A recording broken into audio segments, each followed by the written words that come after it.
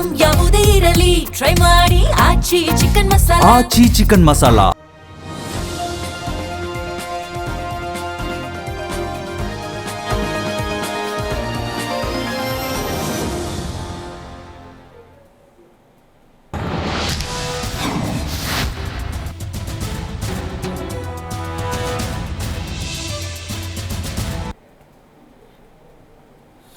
ನಮಸ್ಕಾರ. ಮೆಗಾ ಸುದ್ದಿ ವಿಶೇಷ ಕಾರ್ಯಕ್ರಮಕ್ಕೆ ಸ್ವಾಗತ. ನಾನು ಪ್ರವೀಣ್ ಕುಂಬಾರ್. ಫೆಬ್ರವರಿ 28ಕ್ಕೆ ಶುರುವಾಗಿದ್ದಂತಹ ಮಧ್ಯಪ್ರಾಚ್ಯದ ಯುದ್ಧ 40 ದಿನಗಳ ನಂತರ ಶಾಂತವಾಗಿತ್ತು.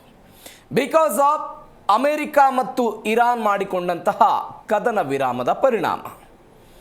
ಕದನ ವಿರಾಮಕ್ಕಾಗಿ ಎರಡು ರಾಷ್ಟ್ರಗಳು ಯಾವ ಪರಿಪ್ರಮಾಣದಲ್ಲಿ ಪ್ರಯತ್ನವನ್ನು ಪಡ್ತಾ ಇದ್ವು ಅನ್ನೋದನ್ನು ನಾವು ಇಡೀ ಜಗತ್ತೇ ನೋಡಿದೆ. ಅಮೆರಿಕ ಇರಾನ್ ಮೇಲೆ ದಾಳಿ ಮಾಡಿತ್ತು. ಇರಾನ್ ಪ್ರತಿಕಾರವಾಗಿ ಅಮೆರಿಕಾದ ಅನೇಕ ವಿಮಾನಗಳನ್ನು ಹೊಡೆದುರುಳಿಸಿದ್ದನ್ನು ನೋಡಿದ್ದೀವಿ.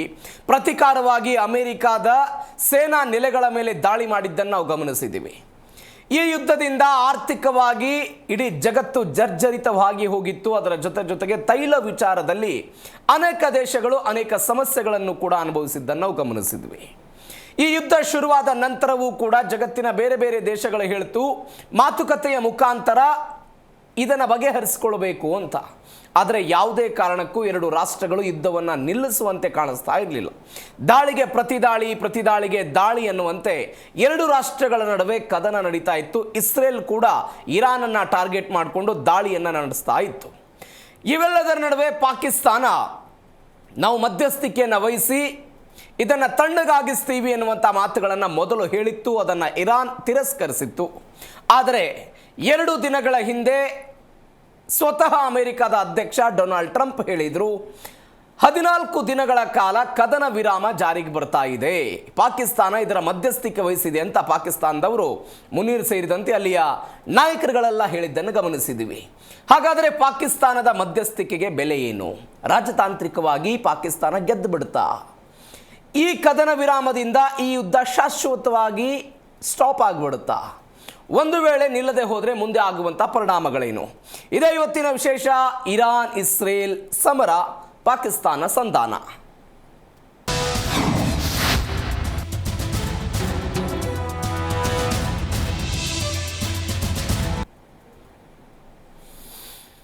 ಪಾಕಿಸ್ತಾನ ಏನೋ ಮಧ್ಯಸ್ಥಿಕೆ ವಹಿಸಿ ಇರಾನ್ ಮತ್ತು ಇಸ್ರೇಲ್ ನಡುವಿನ ಯುದ್ಧವನ್ನು ಕಡಿತ ಮಾಡ್ತೀವಿ ಅಂತ ಹೇಳ್ತು. ಆದರೆ ಇಸ್ರೇಲ್ ಮಾತ್ರ ಲೆಬನಾನ್ ಮೇಲೆ ತನ್ನ ಯುದ್ಧವನ್ನು, ತನ್ನ ದಾಳಿಯನ್ನು, ತನ್ನ ಕ್ಷಿಪಣಿಗಳ ದಾಳಿಯನ್ನು ಮುಂದುವರಿಸಿಬಿಟ್ಟಿದೆ.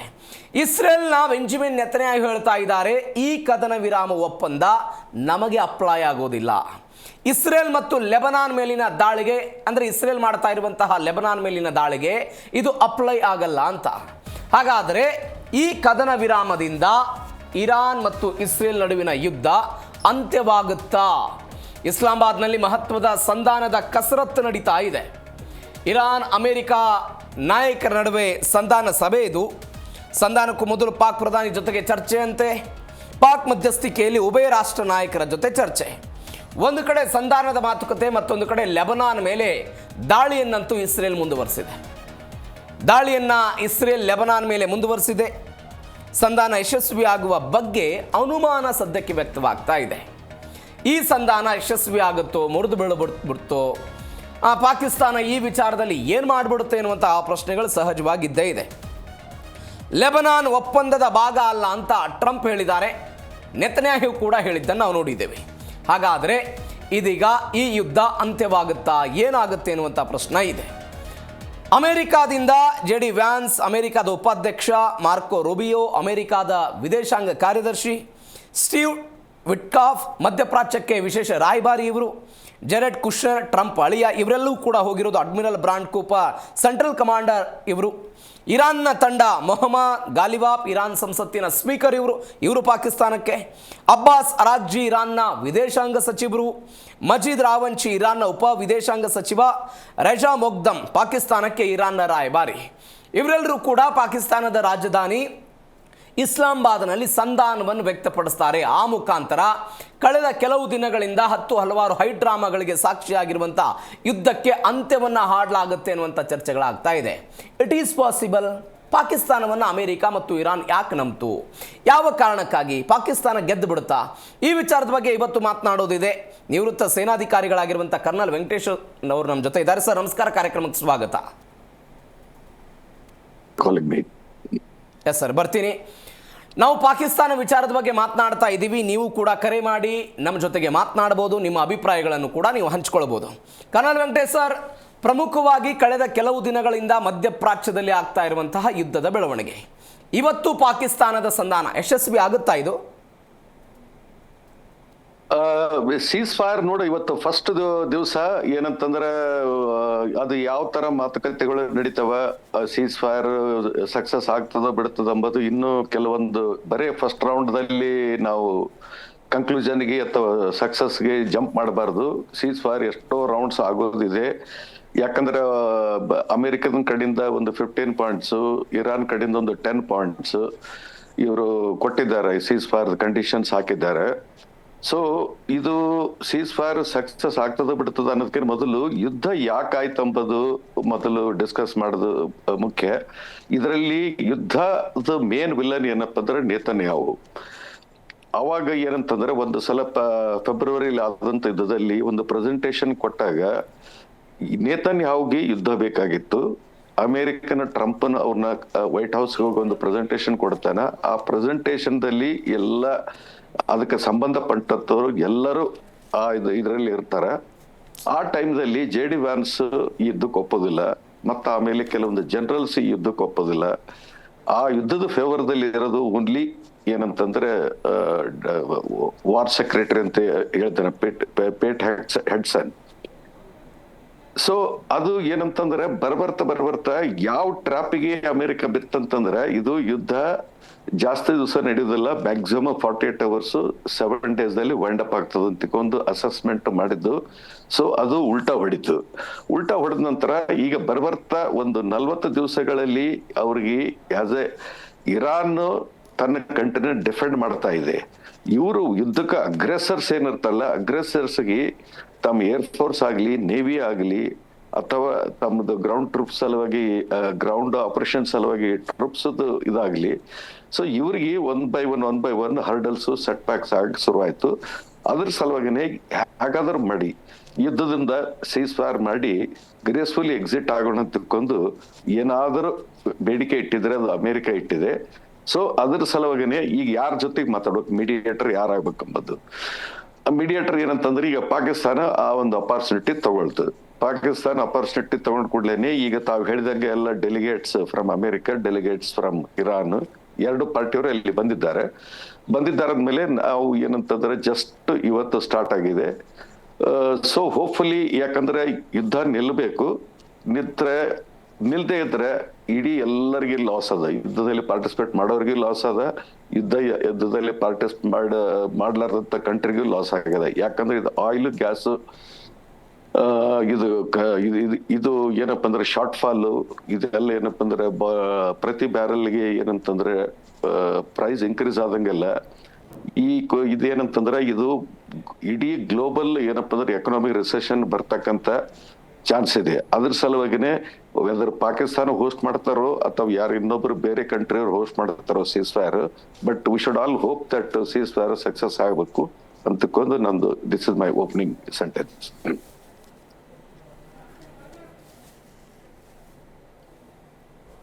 ಹಲೋ. ಎಸ್ ಸರ್, ಇದೀಗ ಅಮೆರಿಕ ಪಾಕಿಸ್ತಾನವನ್ನು ನಂಬೋದಕ್ಕೆ ಕಾರಣ ಏನು ಸರ್? ಯಾವ್ಯಾವ ಕಾರಣಗಳಿರ್ಬೋದು?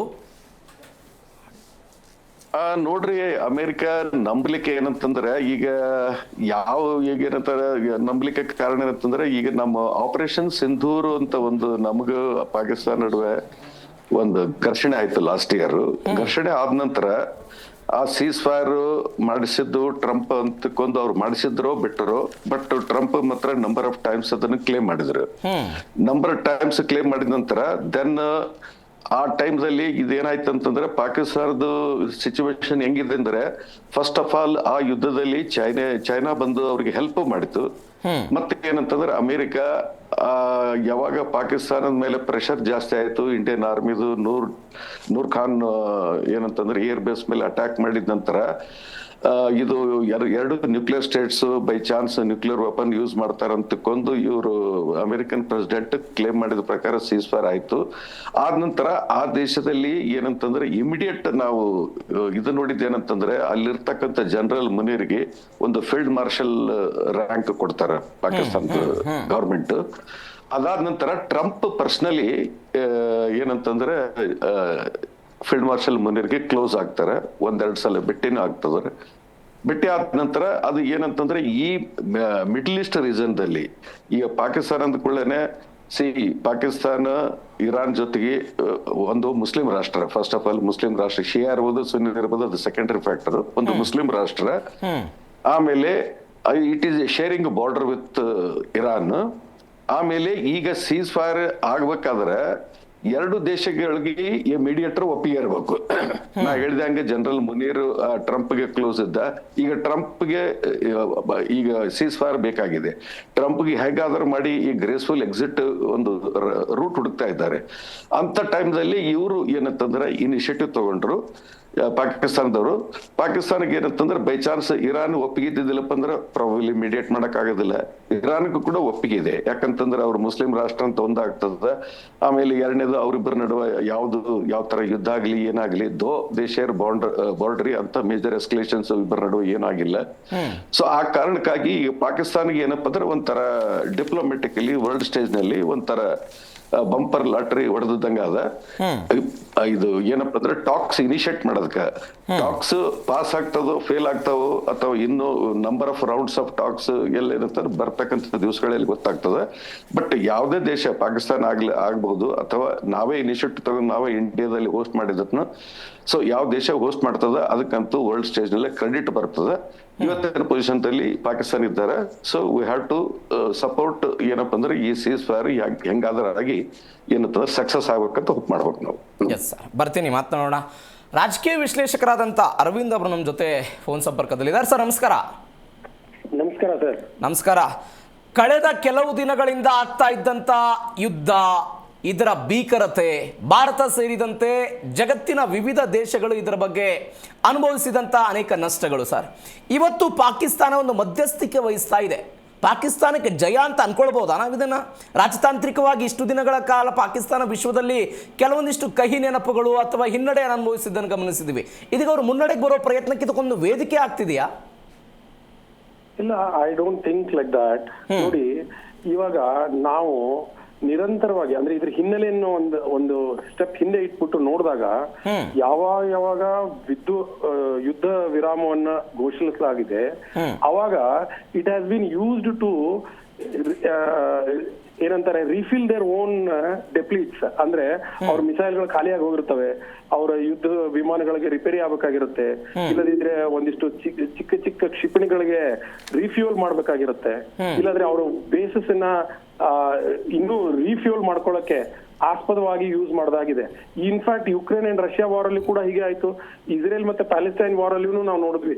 ಯಾವಾಗ ಅವ್ರಿಗೆ ಒಂದ್ ರೀತಿಯಿಂದ ಸಮಾಧಾನವಾಗಿ ತಮಗೆ ಬೇಕಾಗಿರುವಂತ ರಿಫ್ಯೂಲಿಂಗು ಮತ್ತೆ ರೀಪ್ಲೆನಿಶಿಂಗ್ ದೇರ್ ಅಮ್ಯುನೇಷನ್ ಪೈಲ್ಸ್ ಮಾಡುವಾಗ ಅವರು ಸೀಸ್ ಫೈರ್ ಅಂತ ಒಂದು ಉಪಯೋಗಿಸ್ತಾ ಇದ್ದಾರೆ. ನನಗೇನೋ ಇದು ಈ ರೀತಿನೇ ಅನಿಸ್ತಾ ಇದೆ. ಯಾಕಂದ್ರೆ ನೀವು ಒಬ್ಬ ಫ್ರೆಜೈಲ್ ಮತ್ತೆ ವೀಕ್ ಆಗಿರುವಂತ ಒಬ್ಬ ಮೀಡಿಯೇಟರ್ನ ಯಾಕೆ ಇಟ್ಕೊಳ್ತೀರಾ? ಓಕೆ, ಕರೆಕ್ಟ್ ಅಲ್ವಾ? And what was wrong with Qatar or Turkey? ನೀವು ಹೇಳ್ತಾ ಇದ್ದೀರಾ ಪಾಕಿಸ್ತಾನ ವೀಕ್ ಅಂತ ಹೇಳ್ತಿದ್ದೀರಾ? Definitely. See, they have pick and choose somebody who do not have that kind of a credibility just to ensure that ನಾಳೆ ಏನಾದ್ರೂ problem ಆದಾಗ it should not be binding on them. ಅದನ್ನ ಈಸಿಯಾಗಿ ನಕಾರಾತ್ಮಕವಾಗಿ ಮಾತಾಡುವ ಹಾಗೆ ಇಲ್ಲ ಅದನ್ನ ಕಿತ್ತು ಬಿಸಾಡುವಂತ ಆಪ್ಷನ್ ಅನ್ನ ಇಟ್ಕೊಳ್ಳೋಕೆನೆ US ಮತ್ತೆ ಇರಾನ್ ಅವರು ಎಸ್ಪೆಷಲಿ ಇರಾನ್ ಕಡೆ ಚಾಯ್ಸ್ ಇಲ್ಲ. ಯಾಕಂದ್ರೆ Iran is not in a commanding position today. ಯಾಕಂದ್ರೆ they are literally they also want ceasefire ಅನ್ನುವಂತ ಪೊಸಿಷನ್ ಅಲ್ಲಿ ಇರುವಾಗ why Israel and US have to depend on a fragile country like Pakistan whose funding itself is in trouble. Correct ಅಲ್ವಾ? Correct. Arvind ಅವರು, ನೀವ್ ಹೇಗೆ ಹೇಳ್ತಾ ಇದ್ದೀರಿ ಪಾಕಿಸ್ತಾನ ಒಂದು ವೀಕ್ ದೇಶ, ಹೀಗಾಗಿ ಪಿಕ್ ಅಂಡ್ ಚಾಯ್ಸ್ ಮಾಡಿದ್ದಾರೆ ಅವರು ಅಂತ. ಬಟ್ ಅನೇಕ ಜನ ಭಾರತದಲ್ಲಿ ಹೇಳ್ತಾ ಇದ್ದಾರೆ ಇದು ಭಾರತಕ್ಕೆ ಹಿನ್ನಡೆ. ಪಕ್ಕದ ಪಾಕಿಸ್ತಾನದಂತ ಪಾಕಿಸ್ತಾನ ಎರಡು ದೇಶಗಳ ನಡುವೆ ಮಧ್ಯಸ್ಥಿಕೆ ವಹಿಸಿ ಒಂದು ಕದನ ವಿರಾಮವನ್ನು ಜಾರಿ ಮಾಡುತ್ತೆ ಅಂತ ಹೇಳಿದ್ರೆ, ವಿಶ್ವಗುರು ಅಂತ ಹೇಳಿಕೊಳ್ಳುವಂತಹ ಭಾರತ, ಆರ್ಥಿಕವಾಗಿ $1 ಟ್ರಿಲಿಯನ್ ಆರ್ಥಿಕತೆ ಇರುವಂತಹ ಭಾರತ ಯಾಕಿದ್ರ ಮಧ್ಯಸ್ಥಿಕೆ ತೆಗೆದುಕೊಳ್ಳಿಲ್ಲ ಅಂತ ಅನೇಕ ಜನ ಭಾರತದಲ್ಲಿ ಪ್ರಶ್ನೆ ಮಾಡ್ತಿದ್ದಾರೆ. ಇಲ್ಲ, ಇದು ಕ್ವಶನ್ ಸೂಕ್ತವಾಗಿದೆ. ಬಟ್ ಇದಕ್ಕೆ ನಾನು ಆಲ್ರೆಡಿ ಒಂದ್ಸತಿ ಸ್ಟೇಟ್ಮೆಂಟ್ ಕೊಟ್ಟಿರೋ ಹಾಗೆ ನಾನು ಇನ್ನೊಂದ್ಸತಿ ರಿಪೀಟ್ ಮಾಡ್ತೀನಿ ನಿಮ್ಗೆ.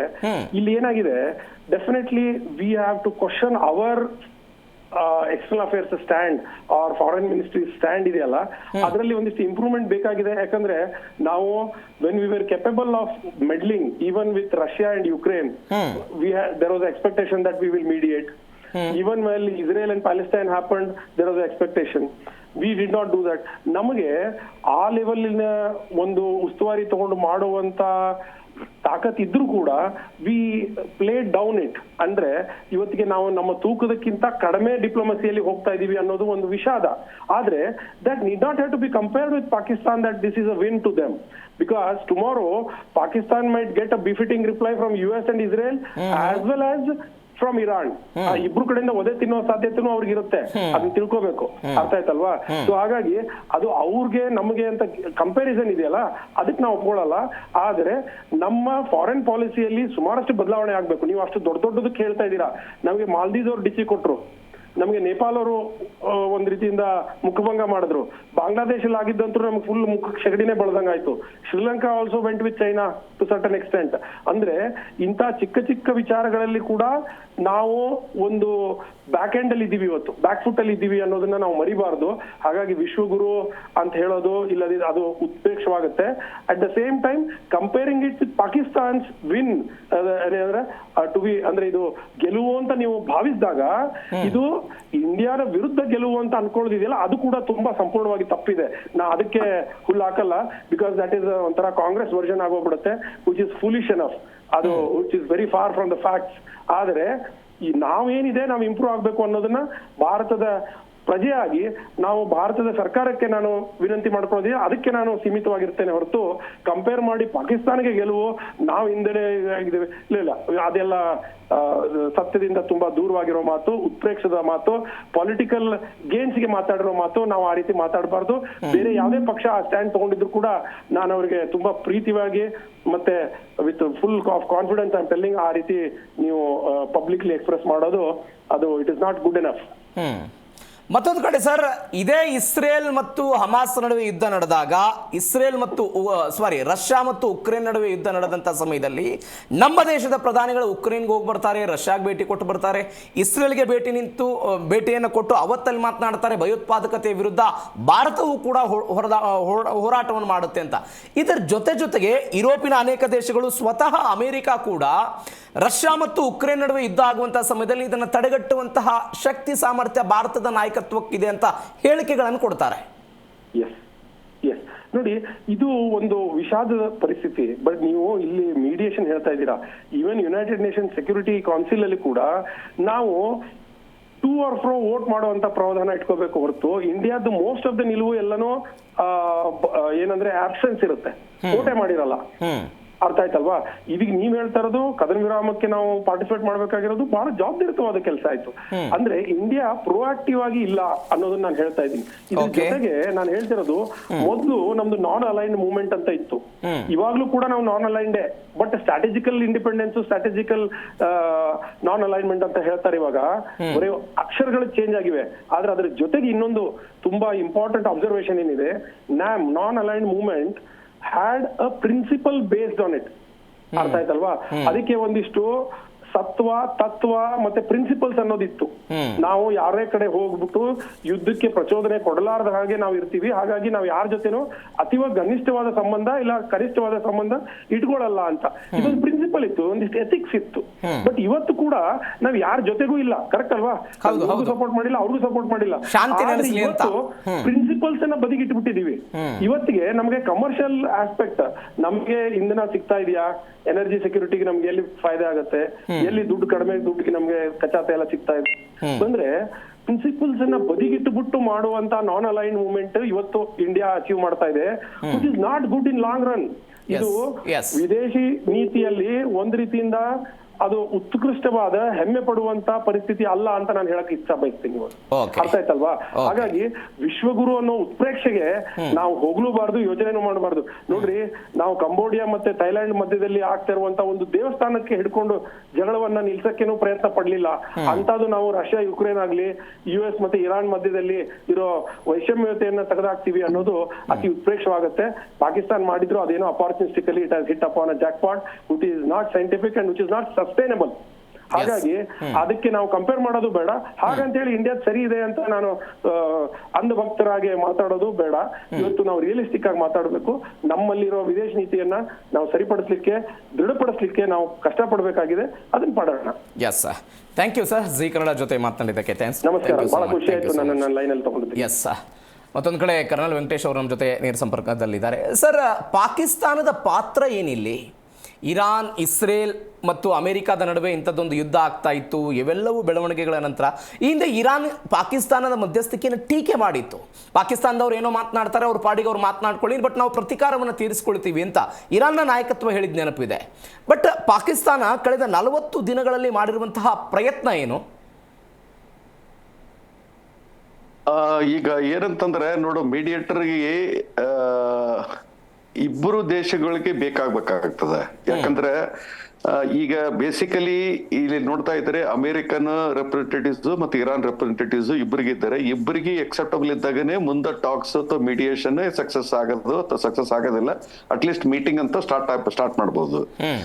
ಅದೇ ಇಸ್ರೇಲ್ ಅಂತಂದ್ರೆ ಅವ್ರು ಇದರಲ್ಲಿ ಪಾರ್ಟಿಸಿಪೇಷನ್ ಇಲ್ಲ, ಮತ್ತೆ ಇಸ್ರೇಲ್ ನ ಪಾಕಿಸ್ತಾನ ಆಸ್ ಅ ಕಂಟ್ರಿ ಅಂತ ರೆಕಗ್ನೈಸ್ ಮಾಡಿಲ್ಲ.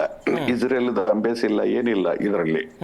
ಬಟ್ ಇಸ್ರೇಲ್ ಮೇನ್ ರೋಲ್ ಇದೆ. ಈಗ ಏನಪ್ಪಾ ಅಂದ್ರೆ ಸೀಸ್ ಫೈರ್ ಸಕ್ಸಸ್ ಆಗ್ಬೇಕು, ಬಿಡ್ಬೇಕು, ಕೆಡಿಸ್ಬೇಕಂತಕ್ಕೊಂದು ಏನಾದರೂ ಪ್ರಯತ್ನ ಮಾಡಿದ್ರೆ ಇಸ್ರೇಲ್ ಫುಲ್ ಪ್ರಯತ್ನ ಮಾಡ್ತದೆ ಇದರಲ್ಲಿ. ಟಾಕ್ಸ್ ಸಕ್ಸಸ್ಫುಲ್ ಆಗಬಾರ್ದು.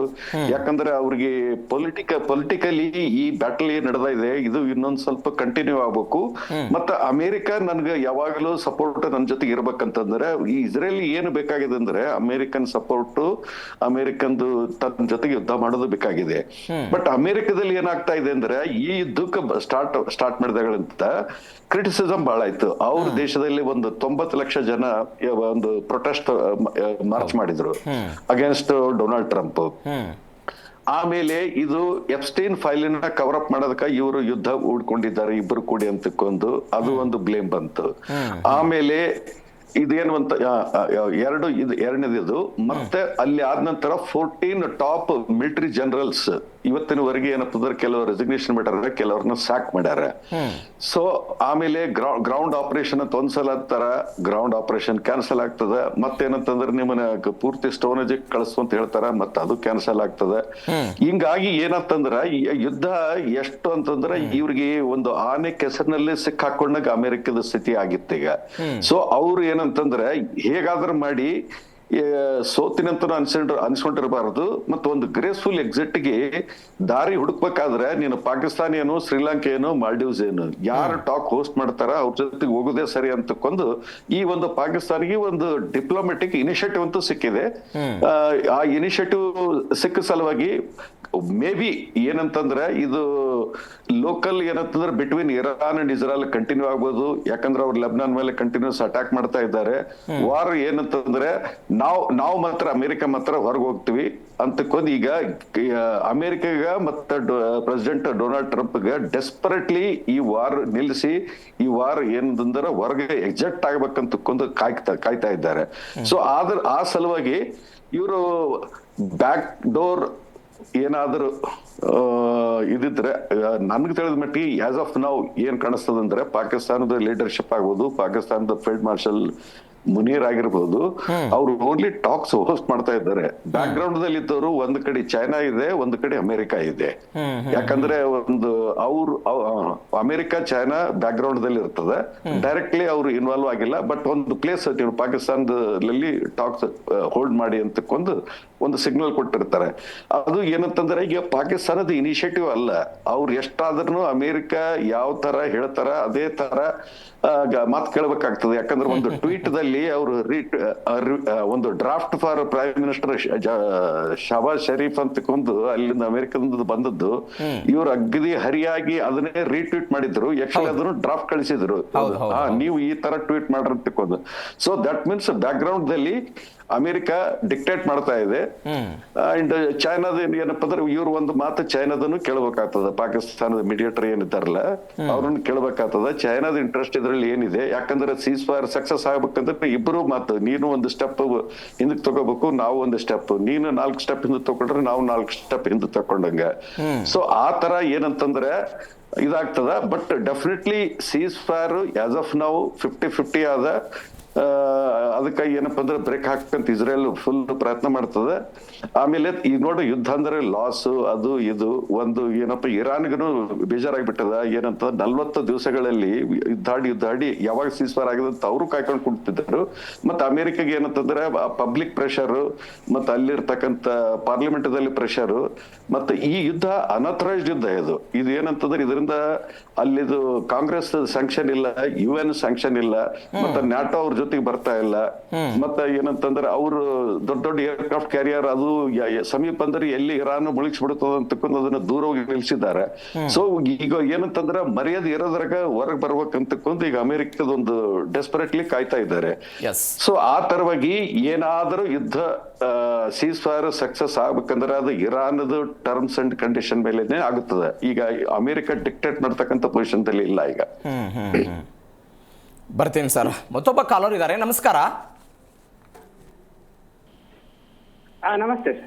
ನಮಸ್ಕಾರ ಸರ್, ಎಲ್ಲಿಂದ ಕರೆ ಮಾಡ್ತಿದ್ದೀರಾ? ನಾವು ವಿಜಯನಗರ ಜಿಲ್ಲೆ ಅಗ್ರಿಬೊಮ್ಮನಹಳ್ಳಿಯಿಂದ ಕಾಲ್ ಮಾಡ್ತಾ ಇದ್ದೀವಿ ಸರ್. ಹಾ ಹೇಳಿ. ಅದೇ ನಿಮ್ ಜಿ ಕನ್ನಡದಲ್ಲಿ ಅದೇ ನ್ಯೂಸ್ ವಾರ್ ಬಗ್ಗೆ ಇದು ನಡೀತಾ ಇತ್ತಲ್ಲ. ಹೌದು ಹೌದು ಹೇಳಿ. ಸರ್, ಈಗ ಅದು ಆಕ್ಚುಲಿ ಏನಾಗಿದೆ ಅಂದ್ರೆ ಯುದ್ಧ ಪ್ರಾರಂಭ ಮಾಡೋದು ಸುಲಭ, ಆದ್ರೆ ಅದನ್ನ ಅಂತ್ಯ ಮಾಡೋದು ಯಾರ ಕೈಲಿ ಇರಲ್ಲ. ಈಗ ಆ ತರ ಆಗಿದೆ. ಆಮೇಲೆ ಅಂತ್ಯ ಮಾಡ್ತೀವಿ ಅಂತ ಪಾಕಿಸ್ತಾನದವ್ರು ಹೇಳ್ತಿದಾರಲ್ಲ ಇವತ್ತು. ಅವ್ರು ಯುದ್ಧ ನಿಲ್ಲಿಸ್ತೀವಿ ಅಂತ ಹೇಳ್ತಿದ್ದಾರೆ, ಆದ್ರೆ ಅವ್ರ ಕೈಯಲ್ಲಿ ಇಲ್ಲ ಅದು. ಈಗ ಏನಂದ್ರೆ ಒಂಥರ ಪಾಕಿಸ್ತಾನ ಅದು ಅಮೆರಿಕ ನೇರವಾಗಿ ಬಂದು ಜನರ ಮುಂದೆ ಹೇಳಕ್ ಆಗದೆ ಇರೋದ್ರ ಅದು ವಿಫಲತೆಯನ್ನು ಹೊಂದ್ಬಿಟ್ಟಿದೆ ಆಲ್ರೆಡಿ. ಅದು ತನ್ನ ನೇರವಾಗಿ ಭಾಗವಹಿಸಕ್ ಆಗಲ್ಲ ಸಂಧಾನದಲ್ಲಿ ಅಂತ ಪಾಕಿಸ್ತಾನ ಒಂದು ಮುಖವಾಡವಾಗಿ ಬಳಸ್ತಾ ಇದೆ ಅದು. ಆದ್ರಿಂದ ಇಲ್ಲಿ ಅಮೆರಿಕ ಏನು ಪಾಕಿಸ್ತಾನ ಇದೆಯಲ್ಲ, ಇದು ಬರೀ ನೆಪ ಮಾತ್ರ ಇದು. ಅದು ಅದ್ರಲ್ಲಿ ಏನು ರೋಲ್ ಇಲ್ಲ. ಅದು ಬ್ರೋಕರ್ ತರ ಒಂದು ಮಾಡ್ತಾ ಇದೆ, ನನಗೇನ್ ಲಾಭ ಸಿಗುತ್ತೆ ಇದು ಅಂತಂದು. ಅದು ಆಕ್ಚುಲಿ ಈಗ ಆರ್ಥಿಕವಾಗಿ ವಿಫಲತೆ ಹೊಂದ್ಬಿಟ್ಟಿದೆ ಪಾಕಿಸ್ತಾನ ಎಲ್ಲ. ಅಲ್ಲಿ ಪ್ರಜೆಗಳು ಕೂಡ ಅವರ ಸರ್ಕಾರದ ವಿರುದ್ಧ ಬಂಡಾಯ ಎದ್ದಿದ್ದಾರೆ. ಅದಕ್ಕೆ ಈಗ ಅವ್ರು ಏನೋ ಒಂದು ನಾವು ವಿಶ್ವದಲ್ಲಿ ಇನ್ನೂ ನಾವು ನಮ್ಮ ಅಸ್ತಿತ್ವ ಇದೆ, ನಮ್ಮ ಪ್ರೆಸೆನ್ಸ್ ಇದೆ, ನಮ್ದು ರೋಲ್ ಇದೆ ಅಂತ ಒಂದು ತೋರ್ಸ್ಕೊಳೋದ್ರ ಸಲುವಾಗಿ ಇದನ್ನ ಮಾಡ್ತಾ ಇದಾರೆ ಹೊರತು ಇದೇನು ಅಮೆರಿಕಗೆ ಅವ್ರು ಸರಿಸಾಟ್. ಈಗ ನಮ್ಮ ಭಾರತ ಇನ್ನೊಂದು ಬದಿಯಲ್ಲಿ ಹೇಳ್ತಾ ಇದಾರೆ ಅಮೆರಿಕ ಇದರಲ್ಲಿ ಪಾಕಿಸ್ತಾನ ಉಪಯೋಗಿಸೋದು ಭಾರತವನ್ನು ಕೂಡ ಬಗ್ಬಡಿಯೋ ಒಂದು ಚಾನ್ಸಸ್ ಇರ್ಬೋದು. ಅಮೆರಿಕ ಅಂದ್ರೆ ಯಾವಾಗ್ಲೂ ಅದೇ ರೀತಿ ಅಲ್ವಾ ವರ್ತಿಸ್ತಾ ಇರೋದು. ಭಾರತದಲ್ಲಿ ಕಾಂಗ್ರೆಸ್ನವರು ಹೇಳ್ತಿದ್ದಾರೆ ಇದು ಭಾರತಕ್ಕಾದಂತ ಹಿನ್ನಡೆ ಅಂತ. ನೀವು ಒಪ್ಕೋತೀರಾ ಇದನ್ನ? ಇಲ್ಲ ಇಲ್ಲ ಇಲ್ಲ, ಯಾಕೆ ಗೊತ್ತಾ, ಭಾರತ ಯಾವತ್ತೂ ಅಲಿಪ್ತ ನೀತಿಯನ್ನು ಅನುಸರಿಸ್ತಾ ಇದೆ. ಪ್ರಪಂಚದಲ್ಲಿ ಯಾವುದೇ ಯುದ್ಧಗಳು ನಡೆದ್ರು ಕೂಡ ಅದು ಯಾವುದೇ ಒಂದು ಯಾವುದೇ ದೇಶದ ಪರವಾಗಿ ನಿಂತಿಲ್ಲ, ವಿರೋಧವಾಗಿ ನಿಂತಿಲ್ಲ. ಅದು ತನ್ನ ಆರ್ಥಿಕತೆ ಮತ್ತು ತನ್ನ ದೇಶಕ್ಕೆ ಏನ್ ಲಾಭ ಆಗುತ್ತೆ, ನಮ್ಮ ತನ್ನ ಜನಗಳಿಗೆ ಏನು ಉಪಯೋಗ ಆಗುತ್ತೆ ಅನ್ನೋದನ್ನ ಮಾತ್ರ ಯೋಚನೆ ಮಾಡ್ತಿದೆ ಹೊರತು ಯಾವುದೇ ದೇಶದ ಪರವಾಗಿ ನಿಂತಿಲ್ಲ. ನಮ್ಮ ಭಾರತದ ಅಲಿಪ್ತ ನೀತಿನೇ ಅದು ಹೇಳ್ತಾ ಇದೆ. ಅದನ್ನ ಕಾಂಗ್ರೆಸ್ಸೇ ಕೂಡ ಅದನ್ನ ಪ್ರಾರಂಭ ಮಾಡಿರೋದು ಇವತ್ತು. ಅದನ್ನೇ ಕೂಡ ಎಲ್ಲಾ ಸರ್ಕಾರಗಳು ಮುಂದುವರಿಸ್ತಾ ಇದಾವೆ. ಇದರಲ್ಲಿ ಏನ್ ಭಾರತ ಸರ್ಕಾರ ಏನ್ ಯಾವುದೋ ಒಂದು ತಪ್ಪು ಮಾಡಿಲ್ಲ ಅಂತ, ತಪ್ಪು ಹೆಚ್ಚು ಇಟ್ಟಿಲ್ಲ ಅಂತ ನಮ್ಮ ಅನಿಸ್ತಾ ಇದೆ. ಆಮೇಲೆ ಇನ್ನೊಂದು ಭಾಗದಲ್ಲಿ ಲೆಬನಾನ್ ನಲ್ಲಿ ಕೂಡ ಅಲ್ಲಿ ನಾಗರಿಕರು ಕೂಡ ಲೆಬನಾನ್ ವಿರುದ್ಧನೇ ಹೋರಾಟ ಮಾಡ್ತಾ ಇದ್ದಾರೆ. ಯಾಕೆ ಅಂದ್ರೆ ಇಸ್ರೇಲ್ ಅವರು ಅಲ್ಲಿ ಭಯೋತ್ಪಾದಕ ಸಂಘಟನೆಗಳ ವಿರುದ್ಧ ಹೋರಾಟ ಮಾಡ್ತಾ ಇದ್ದಾರೆ ಹೊರತು ಲೆಬನಾನ್ ಮೇಲೆ ಹೋರಾಟ ಮಾಡ್ತಾ ಇಲ್ಲ ಅವರು, ಮುಖ್ಯವಾಗಿ ಹೇಳ್ಬೇಕಂದ್ರೆ. ಅದಕ್ಕೆ ಇಲ್ಲಿ ಅಮೆರಿಕ ತಯಾರಿಲ್ವಲ್ಲ. ಈಗ ಎಲ್ಲಾ ಸಂಘಟನೆಗಳು ಈಗ ಪಾಕಿಸ್ತಾನದಲ್ಲಿ ಕೂಡ ಅದೇ ರೀತಿ ಇದೆ. ಹಲವಾರು ಭಯೋತ್ಪಾದಕ ಸಂಘಟನೆಗಳು ಭಾರತದ ವಿರುದ್ಧ ಕೆಲಸ ಮಾಡ್ತವೆ, ಆದ್ರೆ ಅಲ್ಲಿ ದೇಶ ಅದನ್ನ ಒಪ್ಕೊಳ್ಳೋದಿಲ್ಲ ಭಯೋತ್ಪಾದಕ ಸಂಘಟನೆಗಳು ಅಂತ. ಅದೇ ರೀತಿ ಲೆಬನಾನ್ ಅಲ್ಲೂ ಅದೇ ಆಗಿದೆ ಅನ್ಸುತ್ತೆ. ಹಾಗಾಗಿ ಇಲ್ಲಿ ಏನಂದ್ರೆ ಮತ್ತೆ ಅಮೆರಿಕ ಮತ್ತು ಇಸ್ರೇಲ್ ಇದೆಯಲ್ಲ, ಈ ಎರಡು ದೇಶಗಳಲ್ಲೂ ಸ್ವಲ್ಪ ಡಿಫರೆನ್ಸ್ ಬಂದಿದೆ, ವ್ಯತ್ಯಾಸ ಇದೆ. ಲೆಬನಾನ್ ಏನ್ ಅನ್ಸುತ್ತೆ, ಇಸ್ರೇಲ್ ನ ಭೂಪಟದಲ್ಲಿ ಇರಬಾರ್ದು ಅಂತ ಎಲ್ಲ ಇಸ್ಲಾಮಿಕ್ ರಾಷ್ಟ್ರಗಳ ಒಂದು ಮುಖ್ಯ ಗುರಿಯಾಗಿದೆ. ಅವ್ರದ್ದು ಏನಿರೋದು ಏನಪ್ಪಾ ಅಂದ್ರೆ ಭೂಪಟದಲ್ಲಿ ಇರಬಾರ್ದು ಅದು ಅಂತ ಅವ್ರದ್ದು ಮೊದಲಾಗಿಂದನೂ ಅದನ್ನ ಅವರು ಪ್ರತಿಭಾಸ್ತಾನೆ ಬಂದಿದ್ದಾರೆ. ಅದ್ರ ಸಲುವಾಗಿ ಇಲ್ಲಿ ಅಮೆರಿಕ ಮತ್ತು ಇರಾನ್ ಯುದ್ಧ ನಿಂತರೂ ಕೂಡ ಈ ಲೆಬನಾನ್ ಮತ್ತು ಇಸ್ರಾಯಲ್ ಯುದ್ಧ ನಿಲ್ಲೋ ಸಂಭವ ಅತಿ ಕಡಿಮೆ ಅಂತ ಅನ್ಸುತ್ತೆ. ಪಾಕಿಸ್ತಾನ ಏನಂದ್ರೆ ಇದರಲ್ಲಿ ಒಂದು ನಮ್ ಕನ್ನಡದಲ್ಲಿ ಗಾದೆ ಮತ್ತೆ ಇದೆ ನೋಡಿ, ನೆರೆ ಮನೆಯಲ್ಲಿ ಬೆಂಕಿ ಬಿದ್ರೆ ಗಳ ಇರಿಯೋದು ಅಂತ, ಆತರ. ಆಮೇಲೆ ಇಬ್ಬರ ಜಗಳ ಮೂರವನಿಗೆ ಲಾಭ, ಆತರ ಏನೋ ಒಂದು ಏನೋ ಅದು ನೈತಿಕವಾಗಿ ದಿವಾಳಿ ಹೊಂದಿದೆಯಲ್ಲ, ಅದಕ್ಕೆ ನಾನು ಪ್ರಪಂಚದಲ್ಲಿ ನಾನು ಇನ್ನೂ ಇದೀನಿ ಅನ್ನೋ ಒಂದು ತೋರಿಸ್ಕೊಂಡು ಇದ್ರ ಸಲುವಾಗಿನೇ ಮಾಡ್ತಾ ಇದ್ದಾರೆ. ಅದು ಭಾರತದ ಜೊತೆ ಸರಸಾಟಿಯಾಗಿ ನಿಲ್ಲಕ್ ಸಾಧ್ಯನೇ ಇಲ್ಲ. ನೋಡೋಣ ಈ ಕದನ ವಿರಾಮಕ್ಕೆ ಪಾಕಿಸ್ತಾನ ತೆಗೆದುಕೊಂಡಿರುವಂತಹ ಸ್ಟ್ಯಾಂಡ್ಸ್ ಮುಂದೆ ಏನಾಗುತ್ತೆ ಅಂತ ಕಾದ್ ನೋಡೋಣ. ಥ್ಯಾಂಕ್ ಯು ಸೋ ಮಚ್ ಝೀಕರಣ ಜೊತೆ ಮಾತನಾಡಿದ್ದಕ್ಕೆ. ಮತ್ತೊಬ್ಬ ಕಾಲರ್ ಇದ್ದಾರೆ, ನಮಸ್ಕಾರ.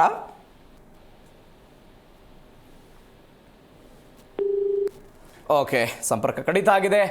ಎಸ್, ನಾವು ಮಾತನಾಡ್ತಾ ಇದ್ದೀವಿ ಪಾಕಿಸ್ತಾನ ಮಧ್ಯಸ್ಥಿಕೆ ವಹಿಸಿರೋದು. ಭಾರತದಲ್ಲೇ ಕೆಲವೊಂದಿಷ್ಟು ಟೀಕೆ ಟಿಪ್ಪಣಿಗಳಾಗ್ತಾ ಇದೆ. ಭಾರತದ ಮೋದಿ ನಾಯಕತ್ವಕ್ಕೆ ಹಿನ್ನಡೆಯಾಗಿದೆ. ಜಗತ್ತಿನಲ್ಲಿ ಮೋದಿ ನಾಯಕತ್ವಕ್ಕೆ ಅದರ ಜನಪ್ರಿಯತೆಗೆ ಹೊಡೆತ ಬಿದ್ದಿದೆ. ನಿಜಾನ ಇದು? ಮತ್ತೊಮ್ಮೆ ನಿವೃತ್ತ ಸೇನಾಧಿಕಾರಿಗಳಾಗಿರುವಂಥ ಕರ್ನಲ್ ವೆಂಕಟೇಶ್ ಅವರು ನಮ್ಮ ಜೊತೆ ನೇರ ಸಂಪರ್ಕದಲ್ಲಿದ್ದಾರೆ. ಸರ್, ನಮಗೆ ಪ್ರಮುಖವಾಗಿರುವಂತಹ ವಿಚಾರ, ಯಾವ ಅಮೇರಿಕಾ ಈ ಹಿಂದೆ ಅಮೇರಿಕಾದ ಮೇಲೆ ನಂಬಿಕೆ ಇಲ್ಲದ ಕಾರಣಕ್ಕಾಗಿ ಲಾಡೆನ್ನನ್ನು ಆತ ಇದ್ದಂತಹ ಜಾಗಕ್ಕೆ ಹೋಗಿ ಹೊಡೆದು ಅಲ್ಲಿಂದ ಇಲ್ಲಿಯ ತನಕ, ಅಂದರೆ ಡೊನಾಲ್ಡ್ ಟ್ರಂಪ್ ಬರುವ ತನಕವೂ ಕೂಡ ಅಮೇರಿಕಾ ಮತ್ತು ಪಾಕಿಸ್ತಾನದ ಸಂಬಂಧಗಳ ಬಗ್ಗೆ ರಾಜತಾಂತ್ರಿಕವಾಗಿ ಆರ್ಥಿಕ ದಿಗ್ಬಂಧನಗಳನ್ನು ವಿಧಿಸಿದ್ದನ್ನು ನಾವು ಗಮನಿಸ್ತೀವಿ. ಹೇಗೆ ಒಂದಾಗೋದಕ್ಕೆ ಸಾಧ್ಯ ಆಯಿತು ಅಮೇರಿಕಾ ಮತ್ತು ಪಾಕಿಸ್ತಾನ? ಮುನೀರ್ ಅವರನ್ನು ಕರೆಸಿ ಶ್ವೇತಭವನದಲ್ಲಿ ಅವ್ರಿಗೆ ಒಂದು ಅದ್ಭುತವಾದಂಥ ಔತಣ ಕೂಟವನ್ನು ಡೊನಾಲ್ಡ್ ಟ್ರಂಪ್ ಅವರು ಕೊಟ್ಟರು. ಅದಾದ ನಂತರ ಸ್ವತಃ ಮುನೀರ್ ಹೇಳ್ತಾರೆ ನೊಬೆಲ್ ಪ್ರಶಸ್ತಿಗೆ ಡೊನಾಲ್ಡ್ ಟ್ರಂಪ್ ಅರ್ಹರಾಗ್ಬಿಟ್ಟಿದ್ದಾರೆ ಅಂತ. ಆ ಮಟ್ಟಕ್ಕೆ ಹೋಗೋದಕ್ಕೆ ಸಾಧ್ಯ ಹೆಂಗಾಯಿತು? ಅಂದರೆ ಪಾಕಿಸ್ತಾನ ಅಮೆರಿಕ ಹೇಳದಂತೆ ಕೇಳುವಂಥ ರಾಷ್ಟ್ರವಾಗಿ ಅಷ್ಟೇ ಇದೆಯಾ, ಅಥವಾ ರಾಜತಾಂತ್ರಿಕವಾಗಿ ಕೆಲಸ ಮಾಡೋ ಶಕ್ತಿ ಸಾಮರ್ಥ್ಯ ಪಾಕಿಸ್ತಾನಕ್ಕಿದೆಯಾ? ಈಗ ಜಿಯೋ ಪೊಲಿಟಿಕ್ಸ್ ನೋಡಿದ್ರೆ ಈ ಒಂದು ರೀಸನ್ದಲ್ಲಿ ಬೇರೆ ಚೈನಾ, ರಷ್ಯಾ ಮತ್ತೆ ಚೈನಾ ಮತ್ತೆ ಇಂಡಿಯಾ ಕಂಟೈನ್ ಮಾಡೋದಕ್ಕೆ ಅಮೇರಿಕಾಗ ಏನಪ್ಪಾ ಅಂದ್ರೆ ಪಾಕಿಸ್ತಾನ ಬೇಕೇ ಬೇಕು. ಯಾಕಂತಂದ್ರೆ ಮೊದಲಿಂದ ನೀವು ನೋಡ್ಕೊಂತ ಬರ್ರಿ, ಅಮೇರಿಕದ ಎಕನಾಮಿ, ಅಮೇರಿಕದ ಹೆಲ್ಪ್ ದಿಂದ ಪಾಕಿಸ್ತಾನ ತನ್ನ ಎಕನಾಮಿ ಮೇಂಟೈನ್ ಮಾಡ್ತದೆ. ಅವ್ರದ್ದು ಏಡ್ದಿಂದನೇ ಇವರು ಮೇಂಟೈನ್ ಮಾಡ್ತಾರೆ. ಯಾಕಂದ್ರೆ ಇವ್ರದ್ದು ಹೆಲ್ಪ್ ಅಫ್ಘಾನಿಸ್ತಾನದಲ್ಲಿ ತಗೊಂಡಿದ್ರು. ಉಸಮಾ ಬಿನ್ ಲಾಡನ್ ಅದೇ ಅಬೋಟಾಬಾದ್ ನಲ್ಲಿ ಪಾಕಿಸ್ತಾನದವ್ರು ಮುಚ್ಚಿಟ್ಟರ್ನು ಅವ್ರು ಏನಂತಂದ್ರೆ ಅಮೇರಿಕ ತಮ್ಮ ಪಾಕಿಸ್ತಾನ ಜೊತೆಗೆ ರಿಲೇಷನ್ಸ್ ಹಾಳು ಮಾಡ್ಕೊಳ್ಳಿಲ್ಲ. But at the same time Imran Khan ಅಧಿಕಾರ ಇದ್ದಾಗ ಅವ್ರು ಏನ್ ಮಾಡಿದ್ರು, ಅಮೇರಿಕಾಗ ಮುಂದ ಒಂದು ಗುಲಾಮರ್ ಇದ್ದಂಗೆ ಇರೋದಕ್ಕಿನ ಅವರು ಸ್ವಲ್ಪ ಫಾರಿನ್ ರಿಲೇಷನ್ಸ್ ಚೇಂಜ್ ಮಾಡೋಣ ಅಂತ ಸ್ವಲ್ಪ ಪುಟಿನ್ ಸಾಹೇಬರನ್ನ ಭೇಟಿ ಆಗಕ್ಕೆ ಹೋದಾಗ ಇಮ್ರಾನ್ ಖಾನ್ ವಾಪಸ್ ಬಂದ ನಂತರ ಅಮೆರಿಕದವರ ಪ್ಲಾನ್ ಹಾಕಿ ಇಮ್ರಾನ್ ಖಾನ್ ಅಧಿಕಾರದಿಂದ ತೆಗೆದು ಹಾಕಿದ್ರು. ಸೊ ಅಮೆರಿಕದು ಏನಂತಂದ್ರೆ ಜಿಯೋಗ್ರಾಫಿಕಲ್ ಒಂದು ಡಾಮಿನೆನ್ಸ್ ಮೇಂಟೈನ್ ಮಾಡ್ಬೇಕಂದ್ರೆ ಪಾಕಿಸ್ತಾನ ಅವರಿಗೆ ಅನಿವಾರ್ಯ ಇದೆ. ಸೊ ಆ ಕಾರಣಕ್ಕಾಗಿ ಒಬ್ಬ ಹುಡುಗ ಎಷ್ಟು ಮಿಸ್ಟೇಕ್ ಮಾಡಿದ್ರು ಅವನು ಬೇಕೇ ಬೇಕು. ಅವ್ನಿಗೆ is a bad boy, but America desperately wants it. ಆ ಪೊಸಿಷನ್ ದಲ್ಲಿ ಇವರು ಪಾಕಿಸ್ತಾನದವರು ಇದ್ದಾರೆ.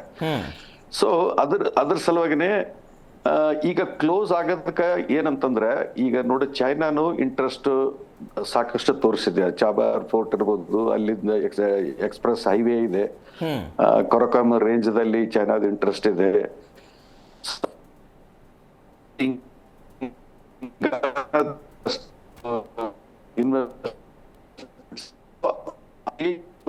ಸಿಸ್ಟಮ್ ಏನಂತದ ಪಾಕಿಸ್ತಾನದವರು ಅವ್ರಿಗೆ ಬರ್ತೀವಿ, ನಿಮಗೂ ಕ್ಲೋಸ್ ಡಿಪ್ಲೊಮೆಸಿ ಅಂತಾರೆ. ಯಾವ ಜೊತೆ ನೀವು ರಿಲೇಷನ್ಸ್ ಕಟ್ಸೋಬಾರ್ದು, ಬಟ್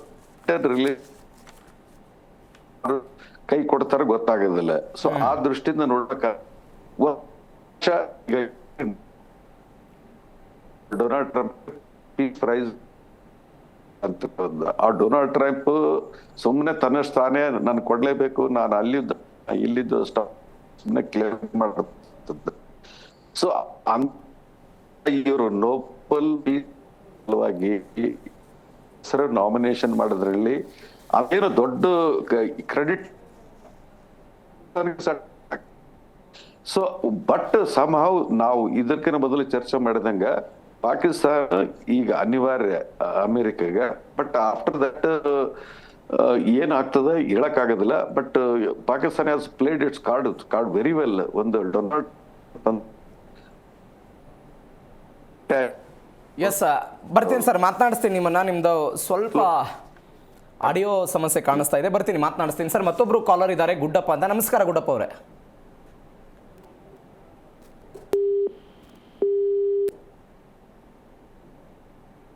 ನಮಸ್ಕಾರ ಗುಡ್ಡಪ್ಪ ಅವ್ರೆ, ನನ್ನ ಧ್ವನಿ ಕೇಳಿಸ್ತಿದ್ಯಾ ನಿಮಗೆ?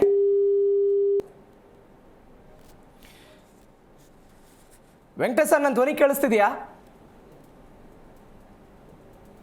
ಕೇಳಿಸ್ತಾ ಇದ್ದಾರೆ. Yes sir. Sir please continue. ಮಾತನಾಡ್ತಾ ಇದ್ರಿ ಅಮೆರಿಕ ಮತ್ತು ಪಾಕಿಸ್ತಾನದ ಸಂಬಂಧ. ಇದ್ರ ಜೊತೆಗೆ ಈಗೊಂದು ಟೀಕೆ ಬರ್ತಾ ಇದೆ ಸರ್. ನೀವು ಹೇಳ್ತಾ ಇದ್ರಿ ಪಾಕಿಸ್ತಾನ ಒಂದು ಅದ್ಭುತ ಕೆಲಸ ಮಾಡಿದೆ ಅಂತ.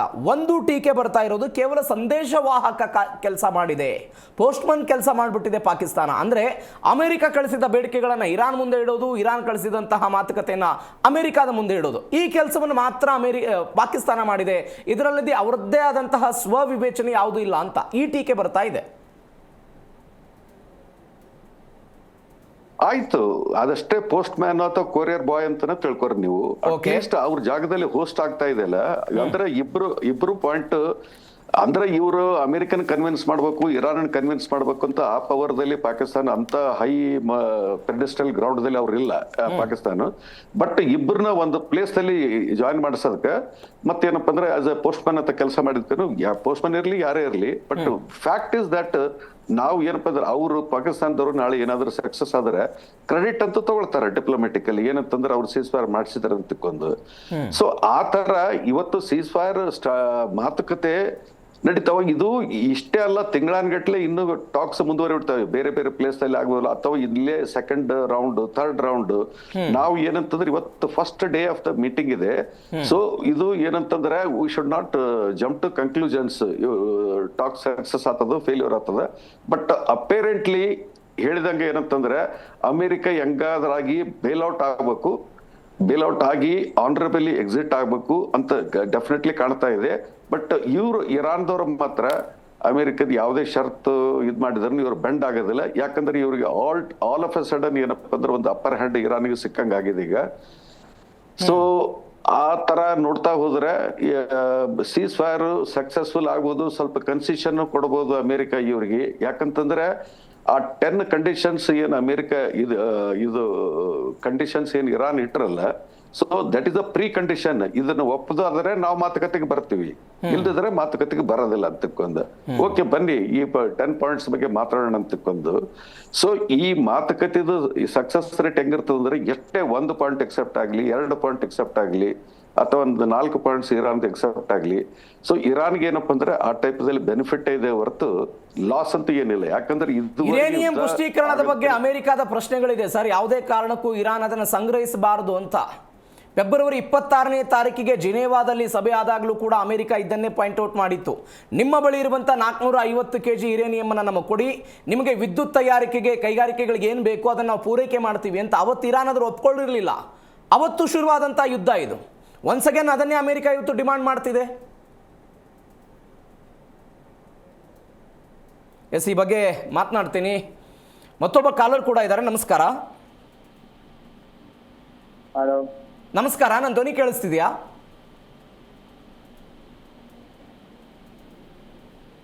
ನಮಸ್ಕಾರ, ನನ್ನ ಧ್ವನಿ ಕೇಳಿಸ್ತಿದ್ಯಾ ನಿಮಗೆ?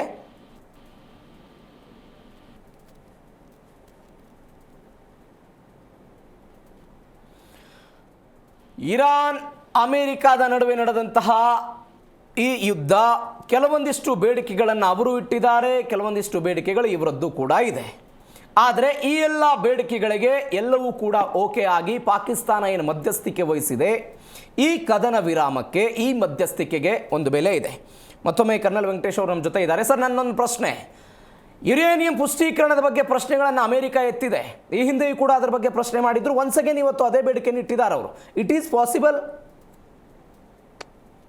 ಯುರೇನಿಯಂ ಬಗ್ಗೆ ನೋಡ್ರಿ, ಈಗ ಅಮೆರಿಕ ಏನು ಕ್ಲೇಮ್ ಮಾಡ್ತಾ ಇದೆ ಅಂತಂದ್ರೆ ಇದು ಸುಮ್ಮನೆ ಹೆಡ್ಲೈನ್ಸ್ ಗ್ರಾಬ್ ಮಾಡೋದಕ್ಕೆ ಕ್ಲೇಮ್ ಮಾಡ್ತಾ ಇದೆ. ಯಾಕಂತಂದ್ರೆ ಈಗ ಇಂಟರ್ನ್ಯಾಷನಲ್ ಏಜೆನ್ಸಿ ಏನಿದೆ, IAEA ಇದೆ, ಇಂಟರ್ನ್ಯಾಷನಲ್ ಅಟಾಮಿಕ್ ಎನರ್ಜಿ ಏಜೆನ್ಸಿ, ಅವ್ರಷ್ಟೇ ಫಿಟ್ ಇದು ಇರಾನ್ದಲ್ಲಿ ಯುರೇನಿಯಂ ಇದೆಯೋ ಇಲ್ಲೋ, ಅಥವಾ ಯುರೇನಿಯಂ ಎಷ್ಟು % ಎನ್ರಿಚ್ಮೆಂಟ್ ಆಗಿದೆ, ಅದು ಎಷ್ಟು ಕ್ವಾಂಟಿಟಿಯಲ್ಲಿ ಇದೆ ತಿಕ್ಕೊಂಡು ಅದು ಹೇಳ್ತಕ್ಕಂಥದ್ದು ಅಧಿಕಾರ ಕೇವಲ IAEA ಅಧಿಕಾರ ಇದೆ. ಸೊ ಅವರು ಏನಂತಂದ್ರೆ ಅವರು ಈ ತರ ಯಾವುದು ನೆಗೆಟಿವ್ ರಿಪೋರ್ಟ್ ಕೊಟ್ಟಿಲ್ಲ. ಇನ್ಸ್ಪೆಕ್ಷನ್ ಬಂದಿದೆ, ಎಲ್ಲ ಪ್ಲೇಸ್ ಹೋಗಿ ಇನ್ಸ್ಪೆಕ್ಷನ್ ಮಾಡಿದ್ದಾರೆ. ಇವರೆಲ್ಲ ಏನಪ್ಪಾ ಅಂದ್ರೆ ದೇ ಆರ್ ಅಂದ್ರೆ ಅಥರೈಸ್ಡ್ ಅಥಾರಿಟೀಸ್ ಇವರು.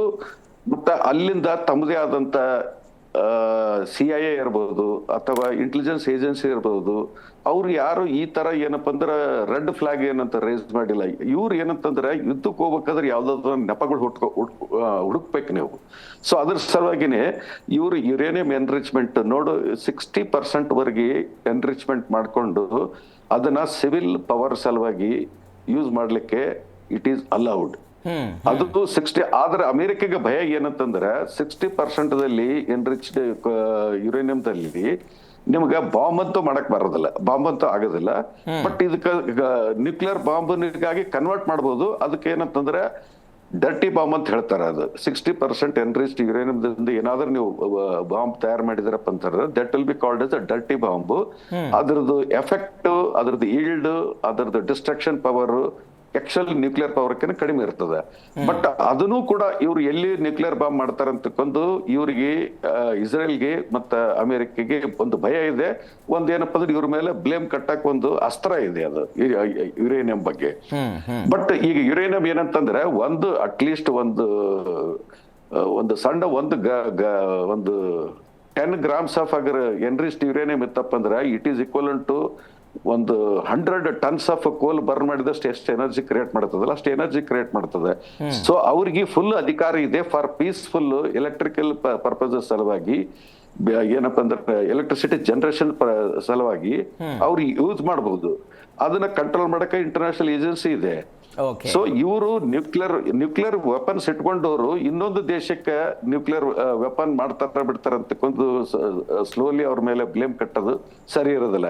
ಯಾಕಂತಂದ್ರೆ ಈಗ ಫಾರ್ ಎಕ್ಸಾಂಪಲ್ ವೆನೆಜುಲಾ ತಗೋರಿ, ಅಥವಾ ವೆನೆಜುಲಾದಲ್ಲಿ ಒಂದು ನ್ಯೂಕ್ಲಿಯರ್ ವೆಪನ್ ಇತ್ತಂದ್ರೆ ಈ ಡೊನಾಲ್ಡ್ ಟ್ರಂಪ್ ಅಷ್ಟು ಧೈರ್ಯ ಬರ್ತಿತ್ತಾನೆ ಆ ದೇಶಕ್ಕೆ ನುಗ್ಗಿ ಒಬ್ಬ ರಾಷ್ಟ್ರಪತಿನ ಕಿಡ್ನಾಪ್ ಮಾಡ್ಕೊಂಡು ಬರೋದು. ಈಗ ನಾರ್ತ್ ಕೊರಿಯಾದಲ್ಲಿ ನೋಡ್ತಾರೆ, ನಾರ್ತ್ ಕೊರಿಯಾದಲ್ಲಿ ಅವ್ರ ನ್ಯೂಕ್ಲಿಯರ್ ವೆಪನ್ ಸ್ಟೇಟ್ ಇದೆ. ಅವ್ರಿಗೆ ಯಾರಾದರೂ ಅಟ್ಯಾಕ್ ಮಾಡ್ತಾರೆ.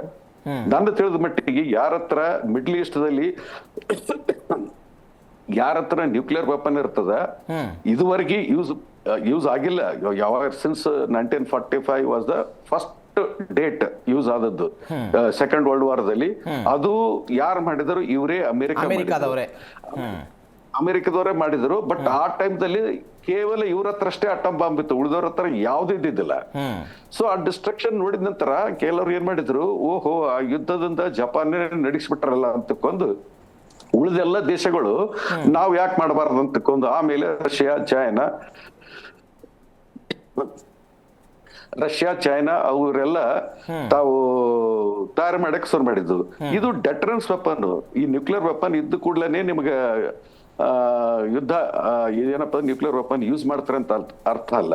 ಯಾಕಂದ್ರೆ ನಾವು nuclear state, Pakistan nuclear state, ನಮ್ಮ ಮಧ್ಯೆ ಆಪರೇಷನ್ ಸಿಂಧೂರ್ ಆಯ್ತು, ಸರ್ಜಿಕಲ್ ಸ್ಟ್ರೈಕ್ ಆಯ್ತು, ಕಾರ್ಗಿಲ್ ಯುದ್ಧ ಆಯ್ತು. ಬಟ್ ಯಾರಾದ್ರೂ ಯೂಸ್ ಮಾಡಿದ್ರೆ ಯೂಸ್ ಮಾಡೋದಲ್ಲ. ಸೊ ಡೆಟರೆನ್ಸ್ ಏನಪ್ಪಾ ಅಂದ್ರೆ ಒಬ್ಬ ಎನಿಮಿನ ದೂರ ಇಡಬೇಕಂತಂದ್ರೆ ನ್ಯೂಕ್ಲಿಯರ್ ವೆಪನ್ ಪಕ್ಕದಲ್ಲಿ ಇದ್ರೆ ಅವು ಹೆದರ್ಕೊಳ್ತಾರ. ಎಸ್ ಸರ್, ಬರ್ತೀನಿ. ಮತ್ತೊಬ್ಬ ಕಾಲರ್ ಇದ್ದಾರೆ, ಸುರೇಶ್ ಅಂತ. ನಮಸ್ಕಾರ ಸುರೇಶ್ ಅವರೇ. ನಮಸ್ಕಾರ.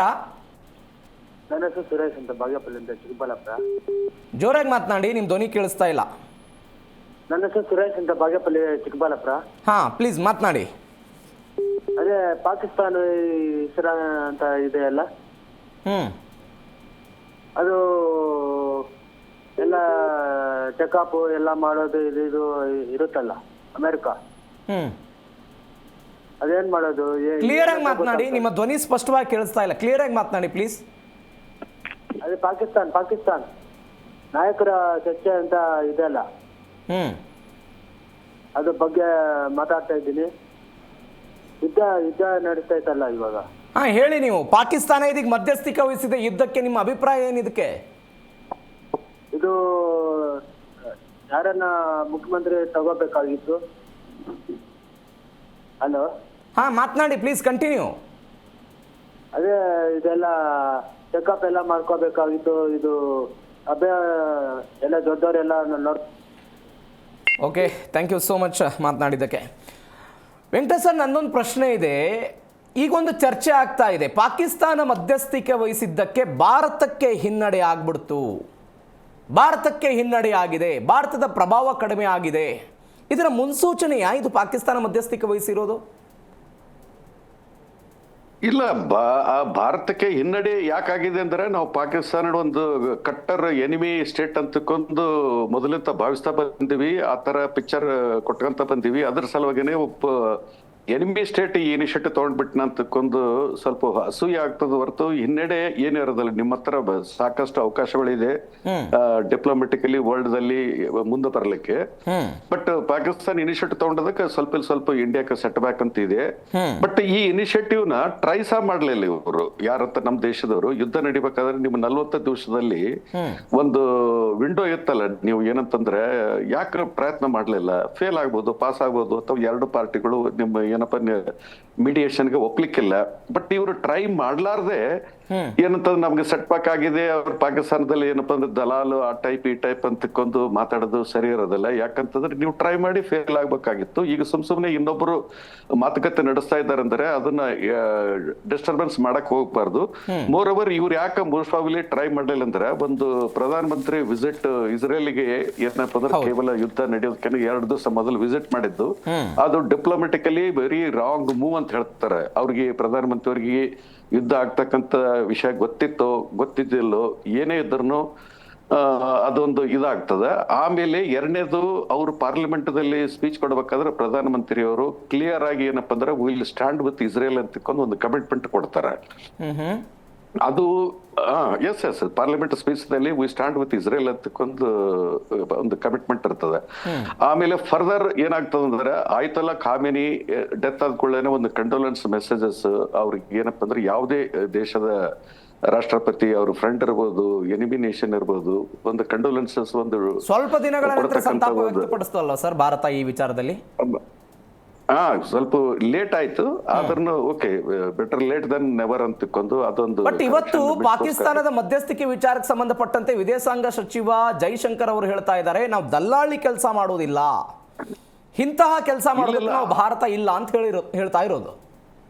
ಒನ್ಸ್ ಅಗೇನ್ ಇದರ ಭಾಗವಾಗಿ ಭಾರತದಲ್ಲಿರುವಂತಹ ಇಸ್ರೇಲ್ನ ರಾಯಭಾರಿ ಹೇಳ್ತಾ ಇದ್ದಾರೆ, ಪಾಕಿಸ್ತಾನ ವಿಶ್ವಾಸಾರ್ಹ ರಾಷ್ಟ್ರವಲ್ಲ ಅಂತ ಅವರು ಹೇಳ್ತಾ ಇರೋದು.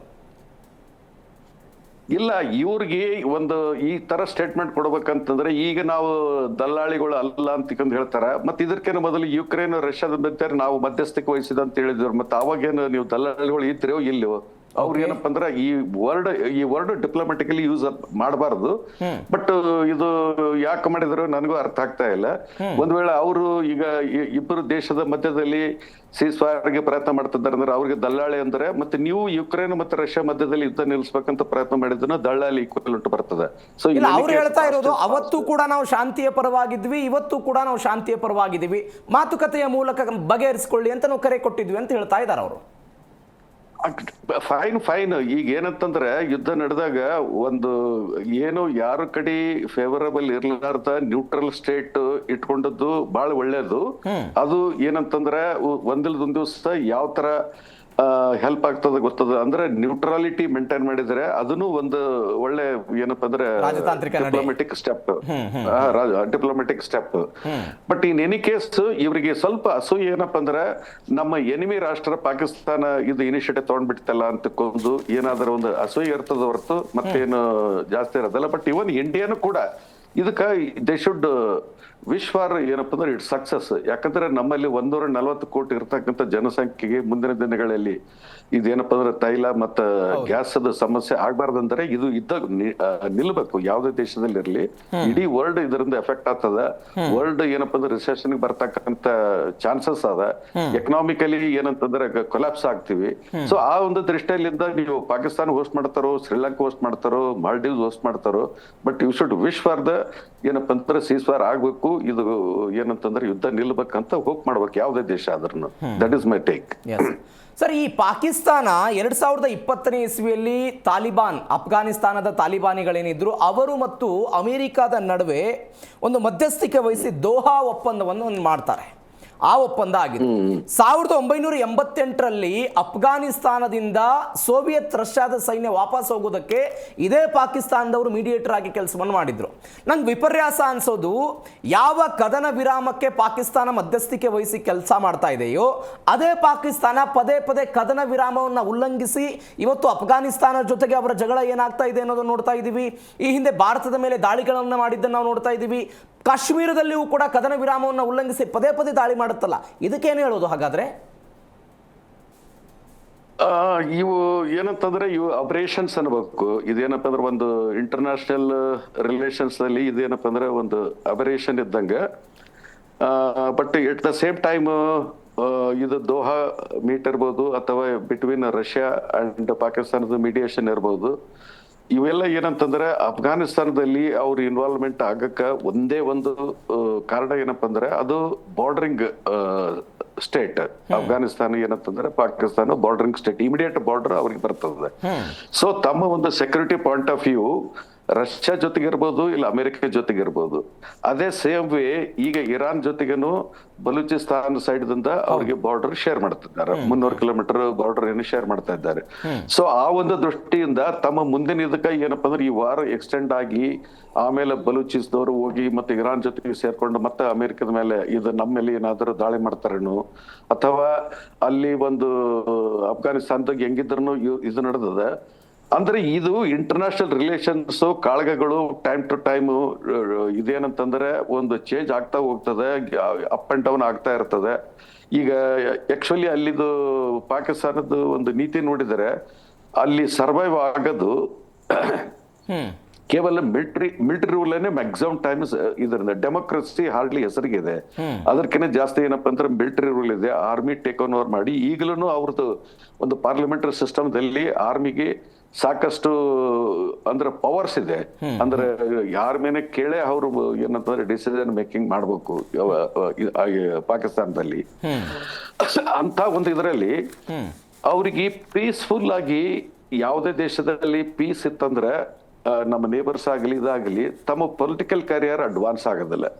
ಸೊ ಅದ್ರ ಸಲುವಾಗಿನೇ ಲಾಸ್ಟ್ ಟೈಮ್ ನವಾಜ್ ಶರೀಫ್ ಮತ್ತು ಅಟಲ್ ಬಿಹಾರಿ ವಾಜಪೇಯಿ ಟೈಮ್ದಲ್ಲಿ ಕಾಶ್ಮೀರ್ ಇಶ್ಯೂ ಆಗಿರ್ಬೋದು ಅಥವಾ ಇಂಡೋ ಪಾಕಿಸ್ತಾನ್ ರಿಲೇಷನ್ಸ್ ಆಗಿರ್ಬೋದು, ಆಲ್ಮೋಸ್ಟ್ ಏನಂತಂದ್ರೆ ಒಬ್ರಿಗೊಬ್ರು ಒಪ್ಪಿಗೆ ಆಗ್ತಕ್ಕಂತ ಸಿಚುವೇಶನ್ ಇಲ್ಲಿ ಬಂದಿತ್ತು.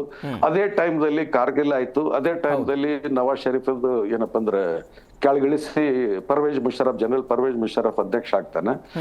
ಇವನ್ ಪರ್ವೇಜ್ ಮುಷರಫ್ ಪ್ರೆಸಿಡೆಂಟ್ ಆದ ನಂತರನು ಮತ್ತ ಮಾತುಕತೆಗಳು ಆಗ್ರಾದಲ್ಲಿ ನಡೆದಾಗನು ಹೇಳೋ ಪ್ರಕಾರ ಏನಪ್ಪಾ ಅಂದ್ರೆ ಆಲ್ಮೋಸ್ಟ್ ಪಾಕಿಸ್ತಾನ ಇಂಡಿಯಾ ಪರ್ಮನೆಂಟ್ಲಿ ಒಂದು ಪೀಸ್ಫುಲ್ ಏನಪ್ಪಾ ಅಂದ್ರೆ ಸೊಲ್ಯೂಷನ್ ಬರ್ತದ ಅಂತಂದ್ರೆ ಆ ಟೈಮ್ದಲ್ಲಿ ಮತ್ತೆ ಯಾರೋ ರಿಲೇಷನ್ಸ್ ಕೆಡಿಸೋರು ಇದ್ರು, ಆ ತರ ಕೆಡಿಸಿದ್ರು. ಸೊ ಈ ತರ ಪಾಕಿಸ್ತಾನದಲ್ಲಿ ಏನೋ ವೈಬ್ರೆಂಟ್ ಡೆಮೋಕ್ರಸಿ ಇಲ್ಲ. ಟೈಮ್ ಟು ಟೈಮ್ ಏನಪ್ಪಾ ಈ ಮಧ್ಯಸ್ಥಿಕೆಯ ಜೊತೆಗೆ ಪಾಕಿಸ್ತಾನದ ಸ್ವಹಿತಾಸಕ್ತಿ ಅಂತೂ ಮೇಲ್ನೋಟಕ್ಕೆ ಕಾಣಿಸುತ್ತಲ್ವಾ ಸರ್ ಇದರಲ್ಲಿ? ಅದು ತೈಲದ ವಿಚಾರದಲ್ಲಿ ಆಗಿರ್ಬೋದು, ಪಾಕಿಸ್ತಾನದಲ್ಲಿರುವಂಥ 15% ಶಿಯಾಗಳ ಪ್ರತಿಭಟನೆ ಆಗಿರ್ಬೋದು, ಪಾಕಿಸ್ತಾನದ ಆರ್ಥಿಕತೆ ವಿಚಾರದಲ್ಲಿ ಅಮೆರಿಕ ಅವರಿಗೆ ಸಾಲವನ್ನು ಕೊಟ್ಟು, ಚೀನಾ ಅವರಿಗೆ ಸಾಲವನ್ನು ಕೊಟ್ಟು ಅವರನ್ನು ಆರ್ಥಿಕವಾಗಿ ಸಲ್ಲುತ್ತಾ ಇರೋದು. ಈ ಮಧ್ಯಸ್ಥಿಕೆ ಹಿಂದೆ ಪಾಕಿಸ್ತಾನದ ಸ್ವಹಿತಾಸಕ್ತಿ ಇದೆ ಅಂತ? Yes definitely. ಏನಂತಂದ್ರೆ ಒಂದು ಡಿಪ್ಲೊಮೆಟಿಕಲಿ ಈಗ ನೋಡು, ಅವ್ರನ್ನ ಒಂದು ಕಾಲದಲ್ಲಿ ನಮ್ಮ ಮುಂಬೈ ಅಟ್ಯಾಕ್ ಮಾಡಿದಾಗ ಪಾಕಿಸ್ತಾನ ಬಗ್ಗೆ ನಾವು ಒಂದು ಡೋಸಿಯರ್ ಸಬ್ಮಿಟ್ ಮಾಡಿದ್ವಿ ಯುನೈಟೆಡ್ ನೇಷನ್ಸ್ಗೆ ಮತ್ತೆ ಅಮೆರಿಕಾಗೆ. ಸೊ ಆ ಟೈಮ್ದಾಗ ಅಮೆರಿಕ ಬರಾಕ್ ಒಬಾಮಾ ಅವ್ರು ಇದ್ದಾಗ ಇವ್ರದ್ದು ಪಾಕಿಸ್ತಾನದ ಪೊಸಿಷನ್ ಬಹಳ ಕ್ರಿಟಿಕಲ್ ಇತ್ತು. ಇಡೀ ವರ್ಲ್ಡ್ ದಲ್ಲಿ ಮುಖ ತೋರ್ಸ್ಲಾರ್ದಂಗ ಆ ಟೈಪ್ ನಾವು ಡೋಸಿಯರ್ ತಯಾರು ಮಾಡ್ಕೊಂಡು ಕೊಟ್ಟಿದ್ವಿ ನಾವು. ಸೊ ಅವರು ಗ್ರೇ ಲಿಸ್ಟ್ ಅಲ್ಲಿ ಇದ್ರು. ಅಂದ್ರೆ ಪಾಕಿಸ್ತಾನಕ್ಕೆ ಏನಾದ್ರು ಯಾರಾದರೂ ರಿಲೇಷನ್ಸ್ ಬೆಳೆಸ್ಬೇಕು, ಟ್ರೇಡ್ ರಿಲೇಷನ್ಸ್ ಬೆಳೆಸ್ಬೇಕು, ಏನಾದ್ರು ಸಾಲ ಕೊಡ್ಬೇಕಂತಂದ್ರೆ 100 ಸಲ ಯೋಚನೆ ಮಾಡಿ ಕೊಡ್ರ ಅಂತಿಕೊಂಡು ಆ ಟೈಪ್ ಒಂದು ಪಾಕಿಸ್ತಾನ ಒಂದು terror state, terror sponsoring state ಅಂತಿಕೊಂಡು ನೋಡ್ತಾ ಇದ್ವಿ. ಕ್ರಮೇಣವಾಗಿ ಅದು ಬರ್ತಾ ಏನಾಯ್ತಂದ್ರೆ ಇದು ಆಪರೇಷನ್ ಸಿಂಧೂರ್ ಆದ ನಂತರ ಈ ಒಂದು ಅಪ್ಪರ್ ಹ್ಯಾಂಡ್ ಅವ್ರಿಗೆ ಸಿಕ್ಬಿಡ್ತು. ಯಾಕಂದ್ರೆ ಒಂದು ಅಮೆರಿಕ ಪರ್ಮನೆಂಟ್ ಅವ್ರ ಜೊತೆಗೆ ಒಂಥರ ಅಲಾಯಿ. ಆಮೇಲೆ ಚೈನಾ ಅವ್ರ ಹೆಲ್ಪ್ ಬಂತು. ಚೈನಾದ ಪೊಸಿಷನ್, ಚೈನಾದ ಏನಿದೆಪ್ಪ ಅಂದ್ರೆ ಅವರು ಎಲ್ಲರ ಜೊತೆಗೆ ಎಕನಾಮಿಕ್ ಇಂಟ್ರೆಸ್ಟ್ ಮೇಂಟೈನ್ ಮಾಡ್ತಾರೆ. ನಾಳೆ ಮುಂದೆ ಏನಾದರೂ ಚೈನಾಗ ಒಂದು 50 year ಹ್ಯಾಂಡ್ಸ್ 60 years ಆದ ನಂತರ ಏನಾದರೂ ಚೈನಾದ್ಗೂ ಟಕ್ಕರ್ ಕೊಡೋದು ಈ ರೀಜನಲ್ ಪವರ್ದಲ್ಲಿ ಏನಪ್ಪಾ ಅಂದ್ರೆ ಒಂದು ಇಂಡಿಯಾ ಇದೆ. ಸೊ ಅಂತ ಟೈಮ್ದಲ್ಲಿ ನೀನು ಅವ್ರಿಗೆ ಏನಂತಂದ್ರೆ ಪಕ್ಕದ ನೇಬರ್ ಜೊತೆಗೆ ರಿಲೇಷನ್ ಬೆಳೆಸ್ಕೊಂಡು Indian is always economic growth ಆಗಲಿ ಮಿಲಿಟರಿ ಗ್ರೋತ್ ಆಗಲಿ ಒಂದು ಚೆಕ್ಮೆಟ್ ಕೊಡೋಕ ಈಗ ಚೈನಾನು ಪ್ರಯತ್ನ ಮಾಡ್ತಾ ಇರ್ತದೆ. ಈಗ ಸೂಪರ್ ಪವರ್ ತಮ್ಮ ರೀಜನ್ ದಲ್ಲಿ ಸೂಪರ್ ಪವರ್ ಆಗ್ತಕ್ಕಂತ ಅಂಬಿಷನ್ಸ್ ಏನಿರ್ತದ ಆ ಒಂದು ದೃಷ್ಟಿಯಿಂದ ಪಾಕಿಸ್ತಾನ ಏನಾಗ್ಬಿಟ್ಟದ ಅಂದ್ರೆ ಒಂದು ಸೆಂಟರ್ದಾಗ ಪಿವಟ್ ಇದ್ದಂಗೆ ಇದೆ, ಎಲ್ಲರಿಗೂ ಬೇಕಾಗಿದೆ, ಈಗ ಎಲ್ಲರೂ ಯೂಸ್ ಮಾಡ್ತಾ ಇದ್ದಾರೆ. Yes sir, thank you so much sir, ಇಷ್ಟೊತ್ತು ಜೀ ಕನ್ನಡ ಜೊತೆ ನೀವು ಮಾತನಾಡಿದ್ದಕ್ಕೆ ಥ್ಯಾಂಕ್ ಯು ಸೋ ಮಚ್. ಮತ್ತೊಬ್ಬ ಕಾಲರ್ ಇದ್ದಾರೆ, ನಮಸ್ಕಾರ. ನಮಸ್ತೆ ಸರ್. ನಮಸ್ತೆ, ಎಲ್ಲಿಂದ ಕರೆ ಮಾಡ್ತಿದ್ದೀರಿ, ನಿಮ್ಮ ಹೆಸರು ಏನು ಸರ್? ಸರ್ ನಾನು ಸೊರಬ ತಾಲೂಕು ಜಡೆ ಅಂತ ಹೇಳಿ, ನನ್ನ ಹೆಸರು ಗುಡ್ಡಪ್ಪ ಆರ್ಎಚ್ ಅಂತ ಸರ್. ಸರ್ ಪ್ಲೀಸ್ ಮಾತನಾಡಿ. ಸರ್ ಈಗ ಪಾಕಿಸ್ತಾನ ಮಧ್ಯಸ್ಥಿಕೆ ವಹಿಸ್ಕೊಂಡಿದೆಯಲ್ಲ, ಇದರಿಂದ ಪಾಕಿಸ್ತಾನಕ್ಕೆ ಯಾವುದೇ ರೀತಿ ಲಾಭ ಅನ್ನೋದು ನನಗಂತೂ ಕಾಣ್ತಿಲ್ಲ. ಯಾಕೆ ಅಂದ್ರೆ ಈಗ ಇದು ಯುದ್ಧ ನಿಲ್ಲಂತ ಸ್ಟೇಜ್ ಅಲ್ಲಿ ಬಂದಿಲ್ಲ, ಇದು ಮುಂದೆ ಕಂಟಿನ್ಯೂ ಆಗೋ ಚಾನ್ಸಸ್ ಬಹಳ ಇದೆ ಅನ್ಸುತ್ತೆ. ಈಗಾಗಲೇ ಷರತ್ತುಗಳನ್ನೆಲ್ಲ ಮುರಿದು ಬಿಟ್ಟಿದ್ದಾರೆ ಇಸ್ರೇಲ್ನವರು. ಮತ್ತೆ ಅವರು ಈಗ ಹಾಕಿರೋ ಷರತ್ತುಗಳು ಯಾವ್ದು ಒಪ್ಪಂದ ಷರತ್ತುಗಳಂತೂ ಅಲ್ವೇ ಅಲ್ಲ. ಮತ್ತೆ ಪುನಃ ಈ ಏನು ಗ್ಯಾಸ್ ಪೆಟ್ರೋಲಿಯಂ ಎಲ್ಲ ರೇಟ್ ಹೈಕ್ ಆಗೋ ಚಾನ್ಸಸ್ ಬಹಳ ಇದೆ ಅನ್ಸುತ್ತೆ.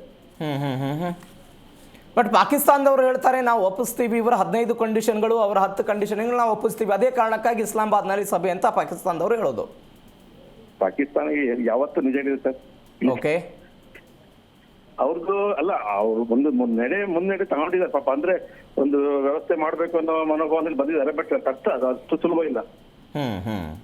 ನಮ್ಮಲ್ಲಿ ಸಮಸ್ಯೆ ಏನಾಯ್ತು ಅಂದ್ರೆ, ನಮ್ಮ ಪ್ರಧಾನಮಂತ್ರಿ ಅವರು ಇಸ್ರೇಲ್ ಒಂದು ಹೋಗಿ ಬಂದ್ರಲ್ಲ, ಅದೊಂದು ಅವರಿಗೆ ಸ್ವಲ್ಪ ಸಮಸ್ಯೆ ಆಯ್ತು. ಅದು ಓಕೆ ಓಕೆ, ಅದಿಲ್ಲ ಅಂದಿದ್ರೆ ಇಂಡಿಯಾದವ್ರು ಮೂವ್ಮೆಂಟ್ ಮಾಡ್ತಿದ್ರು. ಎಸ್ ಸರ್, ಎಸ್, ಬಿಡ್ತಿರ್ಲಿಲ್ಲ. ಓಕೆ, ನೋಡೋಣ ಏನಾಗುತ್ತೆ ಈ ಕದನ ವಿರಾಮ ಅಂತ. Thank you so much Gudappa ಅವರೇ, ಜೀ ಕನ್ನಡ ಜೊತೆ ಮಾತನಾಡಿದ್ದಕ್ಕೆ. Thank you. ಎಸ್, ಇಸ್ಲಾಮಾಬಾದ್ನಲ್ಲಿ ಈ ಕದನ ವಿರಾಮ ವಿಚಾರಕ್ಕೆ ಸಂಬಂಧಪಟ್ಟಂತೆ ಸಭೆ ಆಗ್ತಾ ಇದೆ. ಈ ಸಭೆ ಯಶಸ್ವಿ ಆಗುತ್ತೋ ಅಥವಾ ಅಮೆರಿಕ ಅಥವಾ ಡೊನಾಲ್ಡ್ ಟ್ರಂಪ್ ಹೇಳ್ತಾ ಇರೋ ಹಾಗೆ ಮತ್ತೊಮ್ಮೆ ಇರಾನ್ ಮೇಲೆ ದಾಳಿಗಳು ಮುಂದುವರಿಯುತ್ತೋ, ಇರಾನ್ ಇದನ್ನು ಹೆಂಗೆ ನೋಡುತ್ತೆ, ಕಾದ್ ನೋಡೋಣ. ಇದರೊಂದಿಗೆ ಇವತ್ತಿನ ಮೆಗಾ ಸುದ್ದಿಯನ್ನು ಮುಗಿಸ್ತಾ ಇದ್ದೀನಿ. ನೋಡ್ತಾ ಇರಿ ಜೀ ಕನ್ನಡ ನ್ಯೂಸ್, ಸತ್ಯವೇ ಸುದ್ದಿಯ ಜೀವಾಳ.